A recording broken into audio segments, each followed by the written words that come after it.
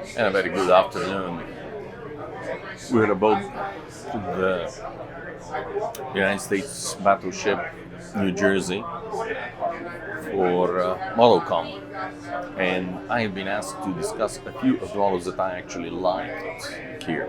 Now, this time the majority of the vessels are modern or nearly modern 20th century warships, quite appropriate considering the venue, but hardly what I consider to be my strength or really, quite frankly, my interest. I appreciate the quality, I appreciate the patience, I appreciate the abilities and knowledge that go into modeling one of these vessels, but compared to a wooden sailing ship, they just leave me cold. And in this context, I would like to discuss one. This is a model in frame at the moment of the British bomb vessel Granado. It is based on a kit. I know nothing about the manufacturer of the kit, I don't know much about the kit, but I do know quite a bit about bomb vessels in general. They emerged in the later 17th century as part of the French campaign against Genoa. At the very least, this was the first known deployment of bomb vessels in the Mediterranean. They proved their worth. They were really designed to bombard fortifications ashore rather than participate in naval battles. Unlike many other vessels, they had to be specially constructed for this because of the stresses of the mortars. The recoil of the mortar, essentially the recoil mechanism was the ship itself, and to resist the explosion of a 11 or 13-inch bomb, as the majority of them were, you have to have an extremely strong, well-designed hull structure. Naturally, especially in the early years, attempts were made to modify other vessels to serve as bomb ships. That was found very quickly not to be a good approach, and that specifically designed for bomb vessels were required.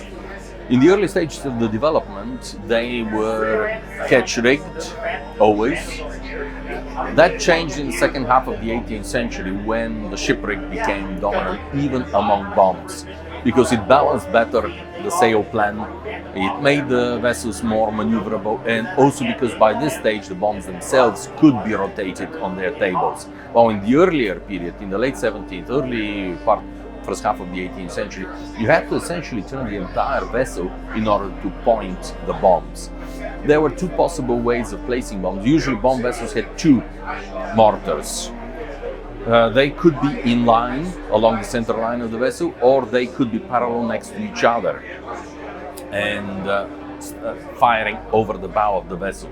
In the later period, this changed to firing over the broadside. Bomb vessels required always support ships with them.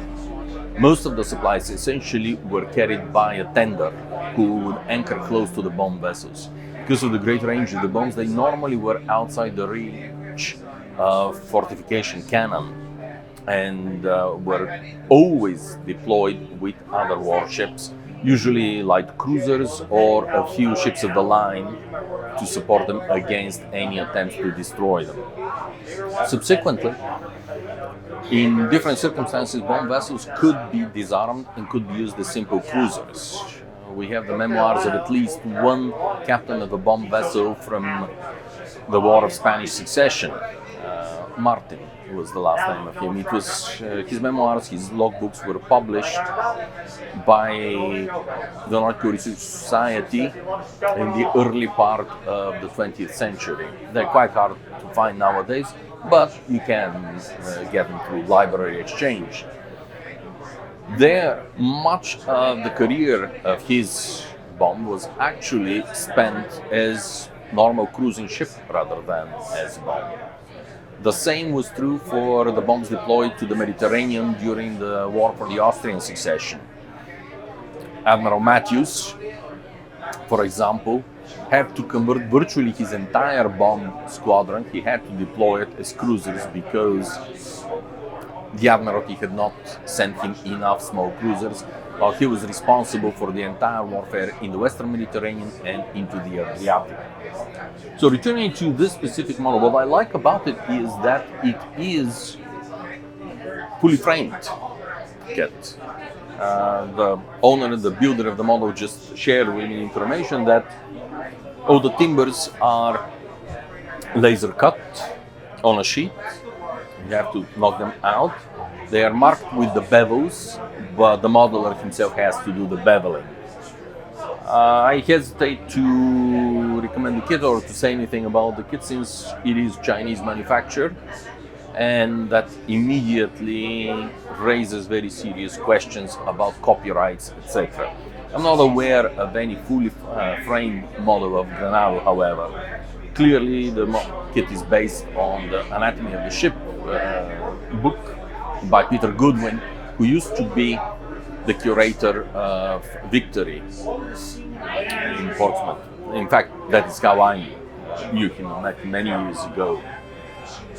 So there is the question, of course, of the copyrights. I would like to know a bit more about this before I make any further mention of the kit. However, the idea, the concept behind the kit, I do like quite a lot. Evidently, the kit manufacturer intends the vessel to be fully planked, despite the fact that it is built up frame the correct way from the correct number of futtocks. One interesting detail that is quite visible here actually is exactly what I mentioned earlier, the necessity of strengthening the central part of the vessel right under the mortar beds. An extensive, complicated structure of timbers was positioned there to resist the recoil of the mortar and to translate this stress throughout the structure of the vessel and not weaken it. Of course, this exact fact, the heavy construction that made it a good bomb vessel made it a horrible cruiser, since obviously for a cruising ship you want it to be fairly light. I believe with this I will complete my talk about this specific model, but this is one of the ones that I like at this show.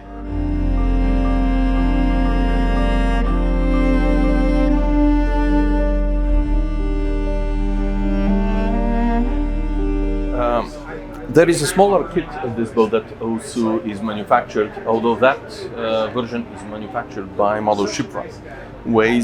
It is made out of basswood, so it does not have the same quality that this 1:24 scale version of the model has. It is beautifully done and it is beautifully built, this specific one, but the quality of the wood that is used, it appears to be boxwood. With the frieze, with the painting, it is neatly done and it is elegant. This sort of long boats were the workhorse of the warships of the Navy, really.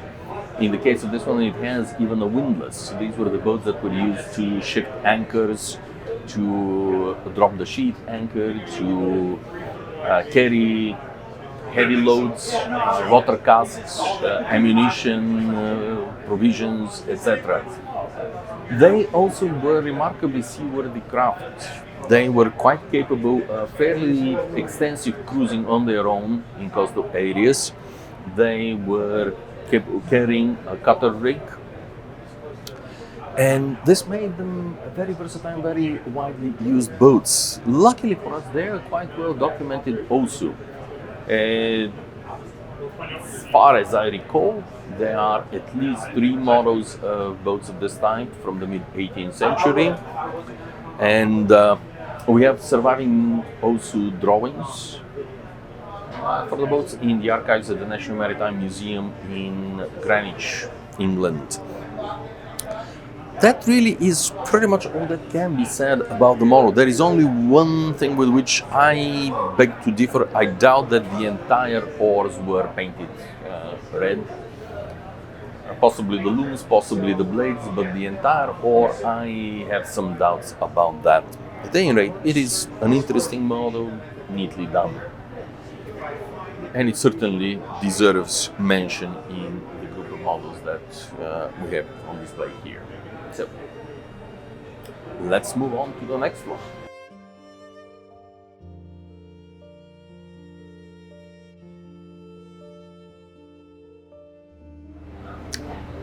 Very good. And finally, the third model, which I would like to talk, is my favorite in this show, both because of the subject, but also because of the quality of the building. And it is representing an early British frigate. This really is the second generation of British frigates. And this is a term that richly deserves a little bit more time to be spent talking about what is a frigate and what constitutes a frigate. As a matter of fact, the word has been in use since at the very least the 16th century, but over the years changed meaning, of course. Most even two-deckers in the 17th century were considered to be frigate built. By frigate, however, nowadays we really do mean the classic single-decked cruising ship rather than a major warship. And in this context, the modern concept, the real classical frigate of the 18th century of the Napoleonic Wars, is really a French development of the concept cruising ship. The early versions, the early British attempts to copy the design came during the War of the Austrian Succession. In fact, this war was very interesting from development of naval material, of naval construction point of view.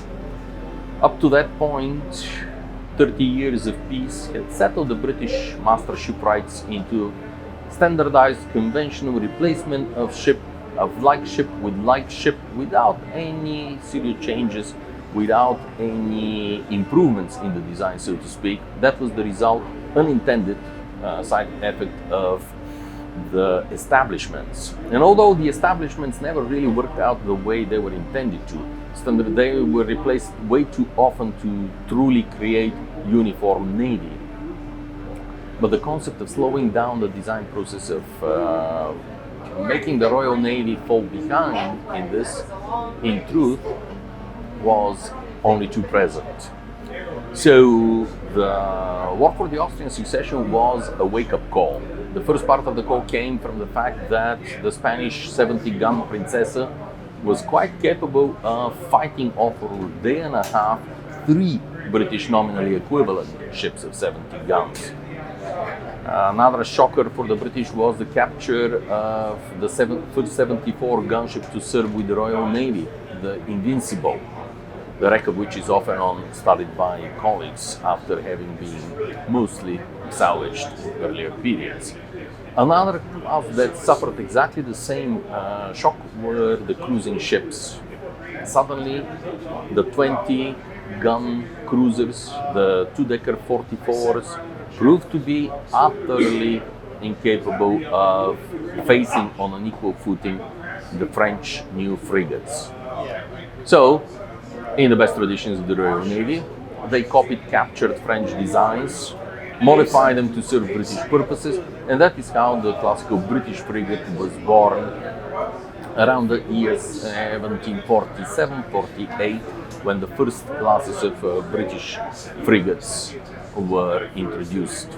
They were fairly small cruisers of about 500 to 600 tons. They varied in armament between 24 and 28 guns, fifth rates. They all were armed with 9-pounder cannon only. One of the best references for this type of vessels is the early frigates by John Gardner. Unfortunately, a book that is now out of print and quite hard to find, not to mention expensive when you can find it. And yes, I do have it in our collection. I believe our sister channel has already shown it before. Let's return to the specific model here. This is the frigate Liverpool. It is Tom Ruggero, the master modeler who constructed it, told me this was the second in the class. What do I like about it? Well, first of all, she's compact and she looks beautiful in her case. At the same time, she is somewhere in between the classical model and the diorama style. If you look more closely, you will see figurines. There are sailors climbing the rig, there is an officer on the quarterdeck of the vessel, there are other sailors in key locations along the vessel. This is a scratch-built ship. It is 1:96 scale. which allows in a fairly compact package to produce also the rig of the vessel. And here I have to say that I break away from tradition. I do like a model with sails. Admittedly, sails are notoriously hard to model in even halfway realistic way. Go ahead. But here a very good compromise is achieved exactly because the vessel is small scale and it is looking reasonable. It is under working sail. The courses are furrowed. Actually, they're missing, but that's a different story. She is under topsails and under top sails. Note the mizzen, the fore and aft driver. The mizzen. This really is actually a mizzen rather than a driver. Look at it. The forward part of the lateen yard is now gone. It is gaff-rigged vessel. However, it does not have a boom, which designates as typical 7 years war period vessel. In fact, the sheeting angle is on a horse in the stern of the vessel, right under the taffrail. It is beautifully done model of a very beautiful, neat little vessel. The sails, the figurines on the vessel are just the right amount to give you a sense of the scale, to imagine almost the spray running over the bows of the ship, but at the same time without creating a crowded, overdone and compressed model. So that is why I like it most in this exhibit. And with this, ladies and gentlemen, I thank you very much and wish you a wonderful day. Thanks.